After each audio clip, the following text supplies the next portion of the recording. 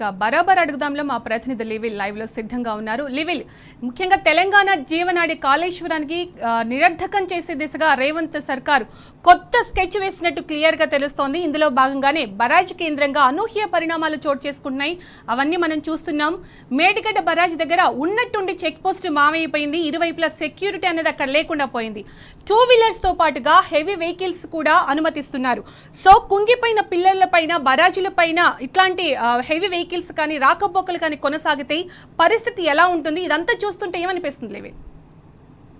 కాళేశ్వరం ప్రాజెక్టుపై మొదటి నుంచి కూడా కాంగ్రెస్ ప్రభుత్వం కుట్రలు చేస్తుంది, బీఆర్ఎస్ పార్టీని బదనాం చేస్తుంది.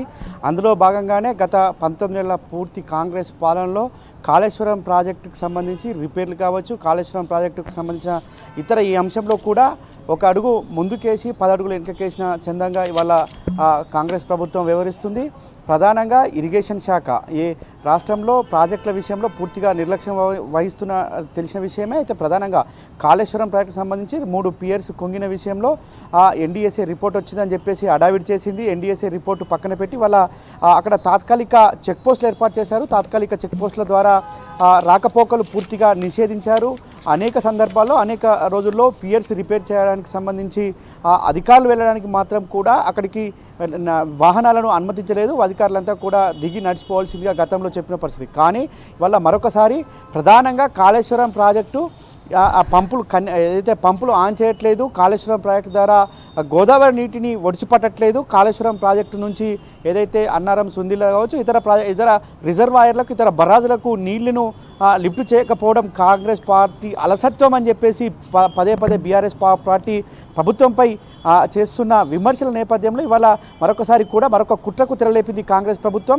పూర్తిగా కాళేశ్వరం ప్రాజెక్టు పనికిరాదు, కాళేశ్వరం ప్రాజెక్టు తోటి ఏం ఉపయోగం లేదనే విధంగా ఒక కుట్రకు తెరలేపింది. అందులో భాగంగా ఇవాళ చెక్ పోస్ట్ ఎత్తేయడమే కాకుండా దానిపై వాహనాల అనుమతికి, రాకపోకల అనుమతికి ఇవ్వడం అంటే ఖచ్చితంగా పూర్తిగా కాంగ్రెస్ పార్టీ కాంగ్రెస్ ప్రభుత్వం కాళేశ్వరం ప్రాజెక్టును పూర్తిగా నిండా ముంచే పనిలో ఉన్నట్టు కూడా మనకు ప్రధానంగా అర్థమవుతుంది. గతంలో కూడా ఎన్డీఎస్ఏ రిపోర్ట్ ఆధారంగా గ్రౌండింగ్ చేయొచ్చు, రిపేర్ చేసి మిగతా పియర్లను రిపేర్ చేసి వినియోగంలోకి తీసుకురావచ్చు అని చెప్పేసి ఇచ్చిన రిపోర్ట్లను కూడా వాళ్ళ పక్కన పెట్టి తొక్కిపెట్టి ఈ విధంగా ఒక కావాలని కొంత కొనసాగింపు చేసి ఈ విధంగా బీఆర్ఎస్ పార్టీ పైన బదనాం చేయడమే లక్ష్యంగా ఇవాళ కాంగ్రెస్ ప్రభుత్వం చేస్తున్న కుట్రగా ఇవాళ యావత్ రైతులంతా కూడా ఆరోపిస్తున్నారు. బీఆర్ఎస్ పార్టీ కూడా ఆరోపణలు చేస్తుంది.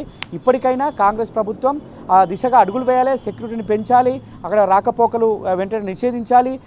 2 వీలర్స్తో పాటు ఏవీ వెహికల్స్ అంటే ప్రధానంగా కాళేశ్వరం ప్రాజెక్టుపై ఇటు ఉన్న 2 రాష్ట్రాల సరిహద్దు ఉంటుంది. రాష్ట్రాల సరిహద్దు రాకపోకలకు భారీ వాహనాలు కూడా రాకపోకలు చాలా ఉంటాయి. రాకపోకలను నిషేధించినప్పుడు మాత్రమే ఈ కాళేశ్వరం ప్రాజెక్టుకు కొంత ఏదైతే ఇబ్బందులు కలగకుండా ఉంటుంది. కానీ ఖచ్చితంగా కాంగ్రెస్ ప్రభుత్వం ఈ దిశగా చర్యలు చేపట్టలేదు.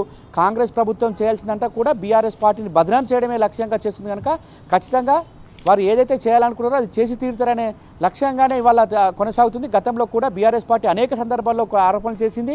అక్కడ ఒక పెద్ద సౌండ్ వచ్చింది. ఆ సౌండ్ ఏందనేది కూడా తెలియదు. ఆ సౌండ్పై ఇంకా ఎంక్వైరీ ఎఫ్ఐఆర్ కూడా అయింది. ఆ ఎఫ్ఐఆర్కి సంబంధించిన ఆధారాలు రావాల్సి ఉంది. అంటే ఇవన్నీ డీటెయిల్స్ ఇంకా అట్లే ఉండగా కూడా ఇవాళ మరొకసారి వాహనాల రాకపోకలంటే ఖచ్చితంగా కాళేశ్వరం ప్రాజెక్టు పూర్తిగా పనికిరాదని చెప్పేందుకు ఈ విధంగా చేస్తున్నారనే అనుమానాలు కూడా పెద్ద ఎత్తున తలెత్తున్నాయి. గతంలో కూడా ఇసుకకు సంబంధించి, ఇసుక ర్యాంపులకు సంబంధించి కూడా పెద్ద ఎత్తున కాళేశ్వరం పియర్స్ దగ్గరే ఇసుక తీసిన సంఘటన కూడా మరొకసారి గుర్తు చేసుకోవాల్సి ఉంది. అంటే ఇసుక తీయడం ద్వారా పిల్లర్లు కుంగాలి, పిల్లర్లు కుంగిన ద్వారా బీఆర్ఎస్ పార్టీ చేసిన ఘనకార్యంగా అంటే బీఆర్ఎస్ పార్టీ బదనాం చేసి బీఆర్ఎస్ పార్టీ పైన నిందలు వేయడమే లక్ష్యంగా కాంగ్రెస్ పార్టీ చేస్తున్న కుట్రలుగా, కాంగ్రెస్ ప్రభుత్వం చేస్తున్న కుట్రలుగా చూడాల్సిన అవసరం ఉంది. ఇవాళ కూడా మరొకసారి అదేవిధంగా ఈ కాంగ్రెస్ ప్రభుత్వం చేస్తున్న కుట్రగానే దీన్ని అభివర్ణించాల్సిన అవసరం ఉందని చెప్పేసి కూడా బీఆర్ఎస్ పార్టీ శ్రేణులు చెప్తున్నాయి. అందుకు అనుగుణంగా గతంలో ఏదైతే ఇసుక తెప్పలు తీయడం ఇవాళ మరొకసారి కూడా వాహనాలకు అనుమతి ఇచ్చారంటే ఖచ్చితంగా ఆ కుట్రలో భాగం అనేది కూడా సుస్పష్టంగా తేలిపోతుంది. వీరికి ఏమాత్రం కూడా కాళేశ్వరం ప్రాజెక్టును రిపేర్ చేసి తెలంగాణ రైతాంగానికి నీళ్ళు ఇవ్వాలనే ఆలోచన లేదు కనుకనే ఇవాళ ఖచ్చితంగా రైతాంగం నోట్లో మట్టు కొట్టాలనే ఒక దురుద్దేశంతోనే ఈ విధంగా చేస్తున్నారనే అనుమానాలు కూడా మరొకసారి రేకెత్తిస్తున్నాయి. ఏపీకి బంకచెర్ల ద్వారా నీటిని దోసుకుపోవడానికే ఏదైతే చంద్రబాబు శిష్యునిగా ఇక్కడ ముఖ్యమంత్రి ఉన్నాడు కనుక గోదావరి కాళేశ్వరం అడ్డుకట్టుంది కనుక ఆ కాళేశ్వరం ప్రాజెక్టు లేకుండా చేస్తే అప్పనంగా ఏపీకి దోచిపెట్టచ్చు అనే ఆలోచన కూడా ఈ ప్రభుత్వం చేస్తున్నట్టు కూడా ప్రధానంగా రైతులు ఇప్పుడు బీఆర్ఎస్ పార్టీ ఆరోపణలు చేస్తుంది. ఏదేమైనప్పటికీ కాళేశ్వరం ప్రాజెక్టుపై కుట్రలు ఆ సిరీస్ లెవెల్లో వస్తున్నాయి. అధికారంలోకి వచ్చే ముందు ఒకసారి, అధికారంలోకి వచ్చిన తర్వాత ఇప్పుడు మరొకసారి పదే కాళేశ్వరం ప్రాజెక్టులు ఒడిచిపట్టాలన్నప్పుడల్లా కూడా ఒక కుట్రలు చేస్తున్న కుట్రలో భాగమే వల్ల వాహనాల రాకపోకలను ప్రధానంగా చెప్పుకోవచ్చు సునీత.